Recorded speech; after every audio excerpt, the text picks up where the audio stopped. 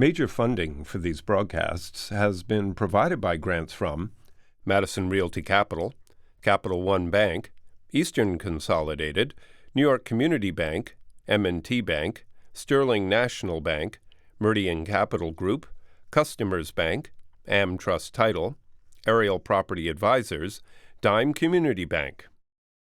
Additional funding has been provided by AVR Realty Company, Bank of America Merrill Lynch, Briarwood Organization, CBRE, Chase Commercial Term Lending, Chase Mortgage Lending, Citizens Bank, CPEX Real Estate Services, Colliers International NYC, Collins Building Services, Douglaston Development, Levine Builders, Flushing Bank, Friedman LLP, Handler Real Estate Organization, Handro Properties, Hodges Ward Elliott, Inc., Investors Bank, James D. Kuhn Real Estate Institute at Syracuse University, Kilroy Architectural Windows, Matone Group, Mercantile Bank, New Banks, Newmark Knight Frank, Optimum Window Manufacturing Corp., People's United Bank, Rockefeller Group, Rosewood Realty Group, SJP Properties, Stonehenge NYC, TD Bank, Terra CRG, the Meringoff Family Foundation, the Moynihan Organization, Moynihan Capital Partners, and these friends.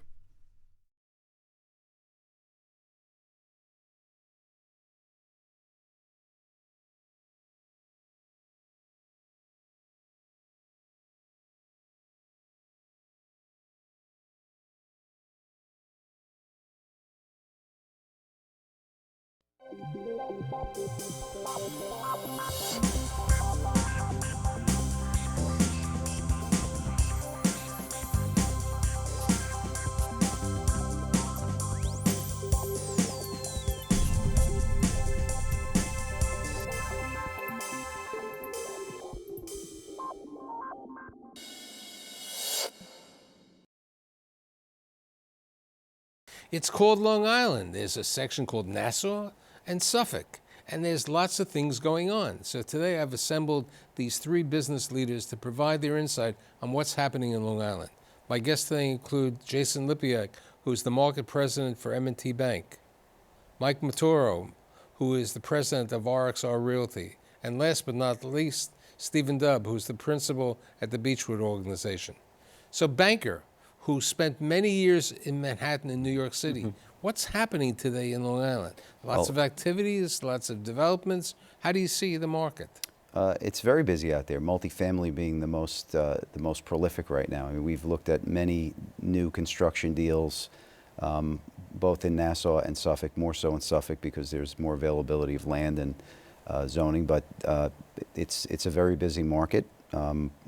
We've, in addition to multifamily, we've done some assisted living as well, which is more of a healthcare play, but relies on the real estate, obviously, to function. Now, when you talk about multifamily, are we talking about 5-story buildings? What type are we talking 3-story levels? Depends on where it is, right? Yeah, no, well, yeah, for the most part, it's, 4 or 5-story on a podium with parking. The biggest thing that's happening in many areas of the region is the terminology transit-oriented developments, okay, which is the convenience to that. How many of the developments that you're talking about have really good transit-oriented development today? I mean, there's a handful of places that you're talking about, whether it's Farmingdale or the Ronkonkoma Hub, Mineola, a few of those larger locations that, they're talking about the old Sears site in Hicksville, that massive site where they might make I think it's to be seen there because they have a very ambitious plan that I don't know how easily it would be approved. I mean, Hicksville, it's a good commuter site, but, it's exceptionally crowded transit-wise. And they have issues with the parking garage. That's the biggest problem, the parking garage over there. But Sears, I can see that. I remember there was that development done in Freeport, a former site in Freeport on Sunrise Highway and a couple of others. Let's talk about some of the developments you're doing in Long Island today. Sure. Well, we're doing a big development in Glen Cove, right on the water. There's 2 projects, one that's right on the water. We have over 50 acres of undeveloped land that we are developing a full service community We're going to start off with rentals plus condo. It'll be a multi-phased project. There'll be 1,100 units overall. We'll have retail component. We'll have an esplanade that'll go right around the water. There's a marina there that'll be transporting, talk about transit-oriented in a different respect, a marina that'll have ferry service into the city. And that Is there ferry service yet? It's not operating. They actually ran emergency ferry service through the summer of hell, and it went off very well. It was used, pretty well. It was about a 45-minute commute to Wall Street from Glen Cove. So it's something that's the city is going to sponsor and have available probably in about a year. They're probably timing it closer to when we'll be delivering units, which will be towards the end of 2019. Now, are these market rate rentals? They're market rate rentals. So it's a larger scale project, so there's some affordable housing that'll be part of the broader project, but we have 2 rentals and then 1 condo. The condo's doing quite well, actually, 40% pre-sold. And we have about 400 workers on site right now every day, so we're working all 3 buildings. You bring up an interesting topic, which I'll ask all 3 of you about, is the question of the affordability in Long Island, affordable housing. How's that being taken care of? Well, it's a big issue. Kind of to Jason's answer about activity, in my view, there's not enough activity on Long Island. And from a broader perspective, and to your point about affordability, the affordability issue is not only a New York City issue. As we know, there's tremendous affordability issue, but it's a region issue. And there's historically affordability for people that couldn't afford Manhattan, went to Queens and Brooklyn, and that's slowly dissipating. And there's not enough housing being built on Long Island to care for that demand. So there's a huge affordability problem, not only on Long Island, but in New York City and then regionally. There's no question. But one of the problems that has always been discussed on my show about Long Island is how to retain the younger generation. Millennials don't want to stay out in Long Island unless there are things, transit-oriented developments, community services like retail, mixed-use, planned communities over there. I mean, you don't see young people moving into your properties, do you? Some of them, yeah. So we've got, we're building 2 transit-oriented projects right now. One in the Rockaways is right next to the Beach 67th Street subway station. That's not. Second one is in a town called East Rockaway, which is Nassau County. Right. And it's right across the street from the East Rockaway train station. And we do have a lot of buyers there who purchase because they want to be able to hop on the But I'm train. saying somebody more of a contemporary of yours, okay? No, and they're younger. Are we seeing the younger people go back to Long Island? You know, I remember the general comment was, we were born there, we grew up here, then we left and we never returned, okay? Are we seeing the return? I mean, because in your Ritz-Carlton property, you're seeing a return, but a different type of return, you know? Well, it's not a matter of return, it's more a matter of keeping people on Long Island, right? So the question is, are people still leaving? Are younger people still leaving? Are empty nesters, once they raise their family and not want to pay $60,000, $70,000, $80,000 in real estate taxes, are they leaving? You know, the Ritz gives them the ability to downsize out of their large home and move into a full-service luxury estate type of living arrangement.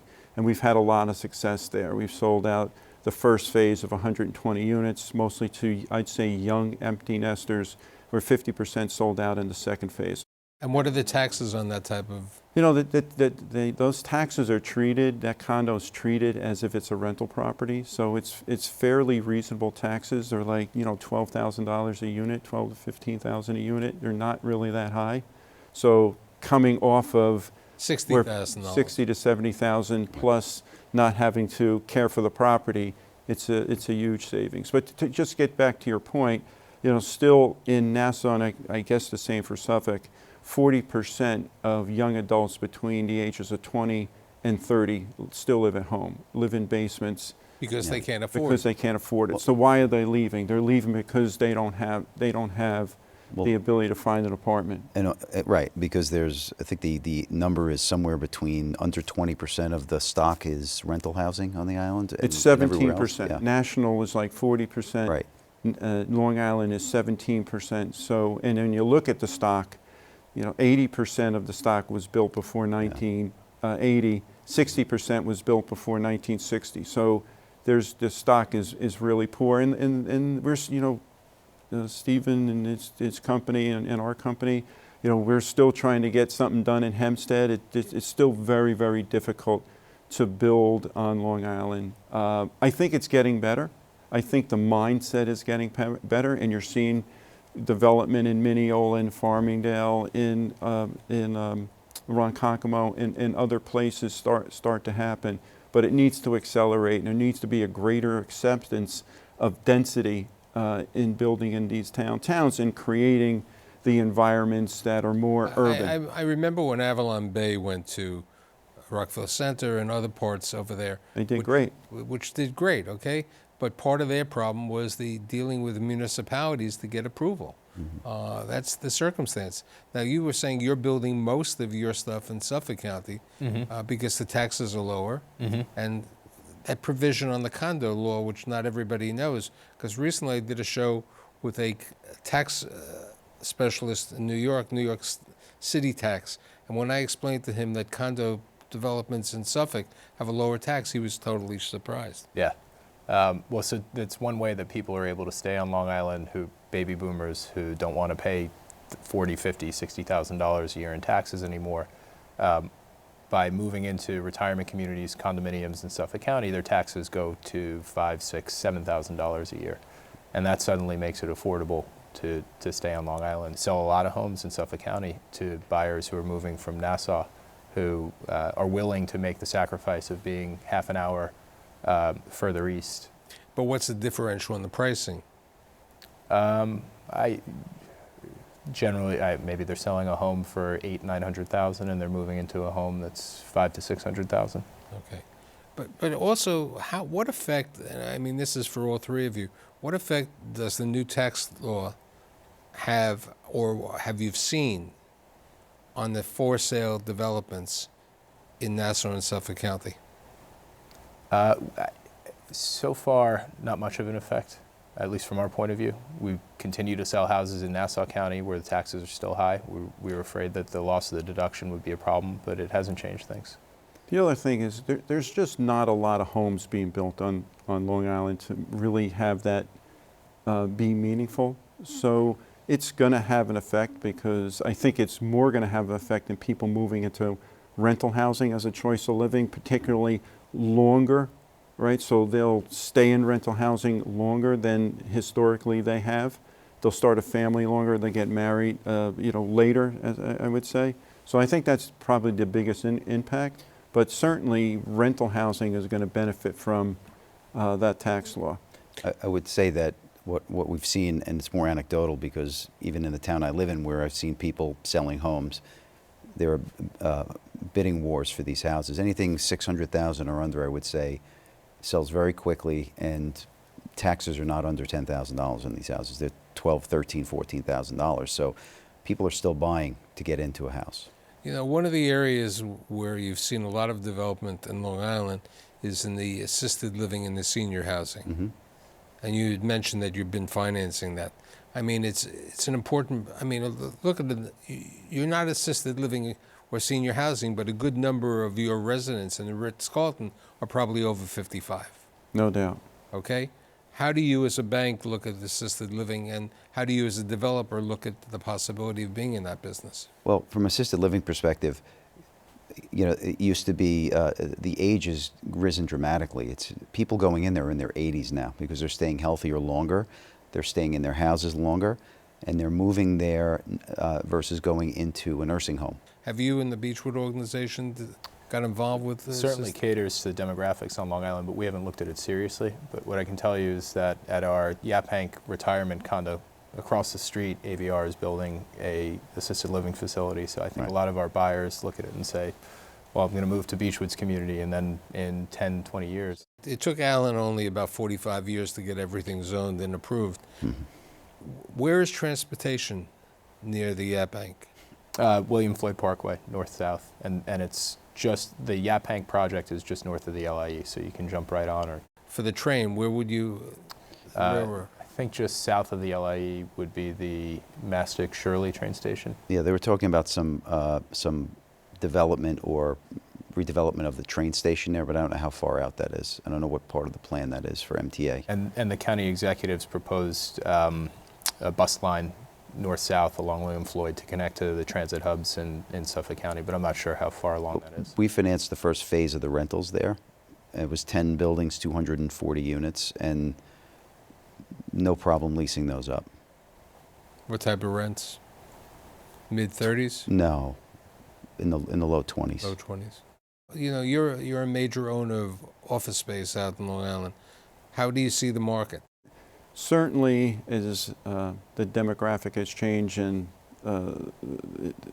real estate generally is becoming more re-urbanized, the classic suburban office park is fading away and slowly becoming a relic. So over the last, certainly in the last 10 years, we've sold all our commodity type buildings, but for two products. One is our super high grade A building, which still commands a good rent, and our properties are all in the upper 90% occupied, because Long Island still has 3.2 million people and they need to be serviced. So the tenant bases in there are still lawyers and accountants and insurance people and bankers and so forth. So they still occupy those buildings. But B and C buildings that don't provide any level of amenities, I think, are slowly going to fade away or be repurposed into something that has some sort of mixed use capability. Now, to it. we've seen the repurposing in New Jersey and Westchester. Have we seen the repurposing of a office building into residential in Nassau or Suffolk? I don't think we've seen it yet.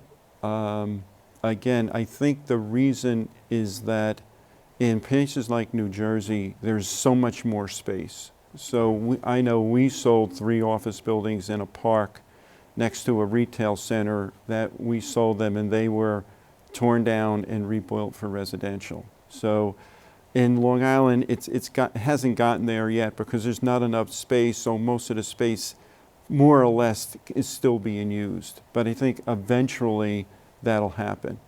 Again, harder to get rezoned. Let's talk about near the racetrack, the new building that you opened over there. The Vanderbilt. The Vanderbilt.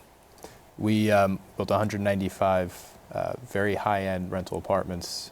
I describe them to bankers, developer friends from the city as the equivalent of related rental on Long Island. We looked at the market and realized there was no super high-end rental product out there, and we felt that given where demographics are in Nassau County, aging, wealthy baby boomers, that there was a niche there that we could serve. So we just started pre-leasing, or started leasing about 8 months ago. We're 85% pre-leased. I believe we're getting the highest rents on Long Island. And what is the age of the renter? The average age is probably 62. Most of our renters are baby boomers, but we do have a segment of renters who are young families moving out of the city who don't know where in Nassau County they want to buy a house yet. You know, we were joking before about there's going to be no more golf courses. What's happening with the golf clubs in Nassau and Suffolk County? Jason, Mike, what do you want to? I think what happened there is post-crisis, you had a lot of members that left a number of the courses, and they weakened pretty dramatically. And what happened was, during the period thereafter, they were not replaced. So a lot of the clubs became weakened because of a lack of membership and a lack of reinvestment back into these golf clubs. And that resulted in mismanagement and a lot of the clubs being kind of worn down, and that kind of created its own cycle. I think there's opportunity from a developer standpoint to, when we stepped in and we bought one of the golf courses out there. And what are your plans Our for that one? plans is to build a high-end luxury condominium project on a portion of the land. So we're going. So the golf course will remain as an amenity? The golf course will remain, and then we'll subdivide a piece of the land and we'll build on it. Now we're going back to the town to kind of upzone. There's zoning, residential zoning, but we're looking to upzone in terms of density, the amount of units we can build there. And we're getting some favorable feedback because it is a product that, to Stephen's point, that doesn't exist too much out there. So that, again, it's the whole concept of people that live in that area want to downsize into something that they would be comfortable living in, a sizable condominium with high-end amenities next to a golf course. We think that's something that could sell there. Now, there's places like Cold Spring Harbor, which is right next to Oheka Castle, that can do something similar to that. So you may start to see that occurring out there. What about what's happening in the Hamptons? I know you had a very successful development in Southampton. Okay, you know, you have the Uber houses in certain markets, but there is a market in the Hamptons and also in the North Fork. Yeah, I think the lower end range in the Hamptons got overbuilt over the last few years, and the market's working through all that excess supply. And when I say lower end range, I'm talking about between $2 and $10 million. But our condominium project there was really successful. The problem is it's hard to build them. Like everywhere else on Long Island, it's difficult to get approvals. I think the North Fork market, a little bit different. Condominiums sell well. Single-family homes, I think, struggle out there because you don't get the tax arbitrage that you do on single-family homes like you do with condos in Suffolk County. So your buyer either has to be a vacation home buyer who's willing to make that drive, and if what you lose for the most part is the full-time home buyer market, because if they're coming from elsewhere in Long Island, they don't want to make the trip to the north, back and forth from the north. Have you been lending out there? We have not done much. We did one project in Southampton on the lower end of the range, and they're just marketing them now. So we'll see how the selling season goes. But they've had some good success. And what about since weather the turned. wine country in the North Fork, where there's a lot of press recently, you know, Cutchogue and so on? The biggest problem is the transportation. Right.